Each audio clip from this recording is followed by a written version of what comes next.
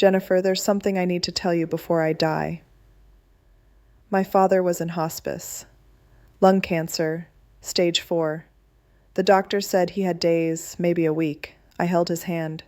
Dad, don't talk like that. You need to save your strength. No. His voice was firm despite the morphine. I've kept this secret for 52 years. If I don't tell you now, I'll take it to my grave, and you deserve to know the truth. What truth, Dad? He looked at me with tears in his eyes. I'm not your biological father. Everything stopped. My name is Jennifer Blackwood. I'm 52 years old, a high school English teacher in Portland, Oregon, married with 3 adult children. I grew up in Seattle in the 1970s and 80s. My father, Robert Blackwood, was an accountant. My mother, Caroline, was a stay-at-home mom. I had one younger brother, Michael. We were a normal family. Dad coached my softball team. Mom volunteered at school. We had family dinners every night, camping trips every summer, Christmas traditions we never missed. I never questioned my parentage, not once. I looked like my mother. Same blonde hair, same blue eyes, same smile. My brother looked like Dad. We were a family. Dad and I were particularly close. I was his little girl. He taught me to ride a bike, helped me with homework, walked me down the aisle at my wedding, held each of my babies minutes after they were born.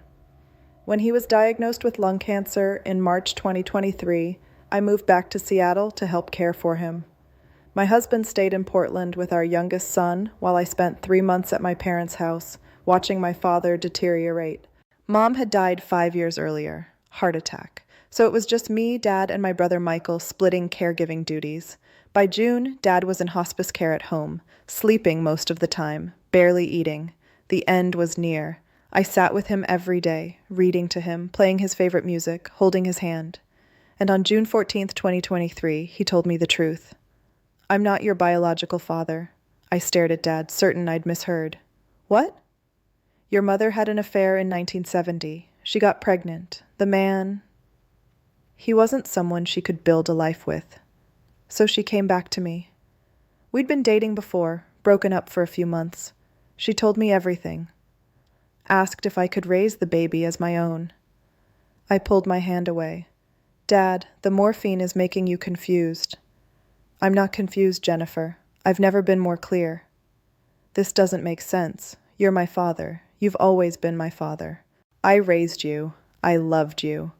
But biologically? No. Your biological father was a man named David Morrison. He lived in Seattle in the 1970s. Married woman, 2 kids. He and your mother had a brief relationship. When she found out she was pregnant, he wanted nothing to do with it. Told her to handle it. My stomach dropped. Mom cheated on you? We weren't together when it happened. We'd broken up, but when she came back pregnant, I made a choice. I chose to be your father. Does Michael know? No, and your mother wanted it to stay that way. But I can't die with this secret. You deserve the truth. Tears were streaming down my face. Why are you telling me this now? Because I'm dying, and because I want you to know something important. Dad reached for my hand again. His grip was weak but determined. Blood doesn't make a family. Love does. Choice does. I chose you, Jennifer. Every single day of your life I chose you, and I've never regretted it. Dad. There's more. He paused, struggling to breathe. David Morrison is still alive, lives in Tacoma, 78 years old. I've kept track over the years, just in case you ever wanted to know. Why would I want to know him? I don't know if you do, but you should have the option. You should have all the information. He squeezed my hand weakly. Promise me you'll think about it. Promise me you won't spend your life angry at your mother or angry at me. We did what we thought was best. I'm not angry. I'm confused. That's fair. We sat in silence for a long time. Then I asked, does this man, David, does he know about me? No. Your mother never told him she kept the baby. As far as he knows, she terminated the pregnancy. So I have a biological father who has no idea I exist. Yes. And 2 half-siblings I've never met. Probably more than that. David's kids had their own children by now. My mind was racing. 52 years. My entire life had been built on this lie. This secret. Do I look like him? I asked quietly. Dad smiled sadly. Yes, you have his nose, his hands. Your mother always said you had his stubbornness too. I started crying. I don't want another father. I have you. I know, sweetheart, and you always will. Nothing changes that. But everything had changed. Dad died 4 days later, June 18th, 2023, peacefully in his sleep. At his funeral, I couldn't stop thinking about the secret, looking at photos of us together, at my graduation, my wedding, my children's births, knowing he wasn't my biological father, but he was still my dad in every way that mattered. My brother Michael noticed something was wrong. Jen, are you okay? I'm fine. You're not fine. What's going on? I almost told him, almost shared Dad's secret, but something stopped me. Dad had said he wanted me to know. He didn't say anything about Michael. Maybe Michael didn't need this burden. After the funeral, I went home to Portland, returned to work, tried to resume normal life. But I couldn't stop thinking about David Morrison, my biological father, the man who had no idea I existed. My husband noticed my distraction. Honey, what's going on? My dad told me something before he died. What? I took a deep breath and told him everything. James was quiet for a long time. Then he said, What do you want to do? I don't know. Do you want to find him? David Morrison? I don't know. But I did know. Some part of me wanted answers, wanted to see this man, wanted to understand where I came from. So in August 2023, 2 months after Dad's death, I ordered an ancestry DNA test. The results came back in October. I opened the email on a Tuesday morning before school, sat in my car in the parking lot, staring at my phone. Ethnicity, 48% Scottish, 22% Irish, 18% German, 12% Scandinavian. That tracked. Mom was Scottish-Irish. Robert Blackwood was German-Scandinavian, except Robert wasn't my biological father. So where did the German-Scandinavian come from? David Morrison must be German-Scandinavian. I scrolled to DNA matches. First match. Michael Blackwood, half-brother. 1,753 simulators shared DNA. Half-brother, not full brother. The DNA test confirmed Dad's confession. Second match. Catherine Morrison, half-sister. 1,213 cmm shared DNA. I stared at that name. Catherine Morrison. I had a half-sister. A half-sister who had taken a DNA test, who had no idea I existed. I clicked on her profile, Catherine Morrison, age 55. Location, Spokane, Washington. She'd taken the test in 2022. Her profile said she was building a family tree and open to contact from DNA matches. My hand shook as I clicked the message button. Dear Catherine, my name is Jennifer Blackwood. We match as half-sisters on Ancestry DNA.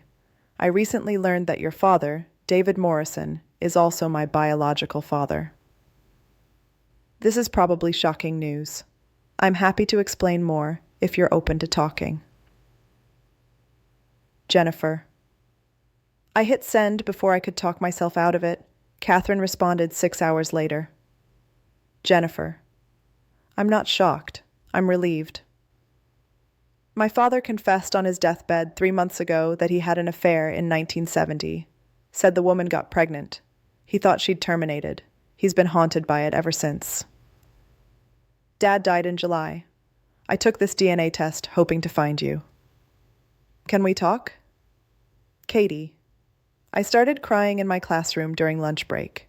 Katie and I met 2 weeks later at a coffee shop in Olympia, Washington, halfway between Portland and Spokane. I recognized her immediately. She looked like me. Same blonde hair, same blue eyes, same hands. We stared at each other for a long moment. Then she hugged me. You're real, she whispered. I was starting to think Dad had imagined you. I'm real. We sat down, ordered coffee, stared at each other some more. Tell me everything, Katie said. So I did. I told her about Dad's confession, about Caroline's affair with David Morrison, about growing up never knowing the truth. Katie listened, nodding. Dad told me basically the same story. He said he and Caroline had a brief relationship in 1970. She told him she was leaving her boyfriend. Then she disappeared. He assumed she went back to the boyfriend and terminated the pregnancy. She did go back to the boyfriend, Robert Blackwood, my dad, the man who raised me. Was he good to you? He was the best father I could have asked for.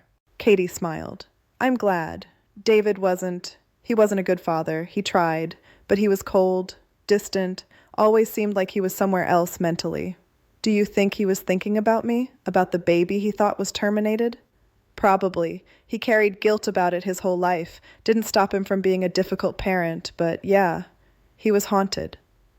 We talked for 3 hours, comparing lives, finding connections. She had kids too, 3 daughters.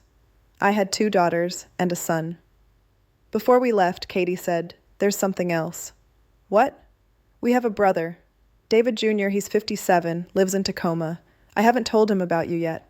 I wanted to meet you first, make sure you were, I don't know, real, ready. Does he know about your dad's affair? No. Should we tell him? I thought about Michael, my half-brother who still didn't know the truth about my parentage. I think we have to, I said. It's been a year since I met Katie. We're close now. Talk every week. She came to Portland for Thanksgiving. I went to Spokane for Christmas. Our kids have met. They're cousins, after all. David Jr. knows the truth now, too. He was angry at first. Angry at his father for the affair. Angry at Caroline for not telling David about the pregnancy. But he's come around. We've met a few times. It's awkward, but we're trying. Michael still doesn't know. I haven't told him. Maybe I will someday. Maybe I won't. That's a decision I'm still wrestling with. What I do know is this. Robert Blackwood was my father. DNA doesn't change that. He chose me. He raised me. He loved me. But David Morrison is part of my story too. And Katie and David Jr. and their families, they're part of my story now. Family is complicated. Truth is complicated. But sometimes the complicated truth is better than a simple lie. Have you discovered family secrets through DNA testing? Has the truth changed your understanding of who you are? Share your story in the comments. Subscribe for more true stories about DNA discoveries, family secrets, and the complicated truth about identity. New stories every week. Thanks for listening.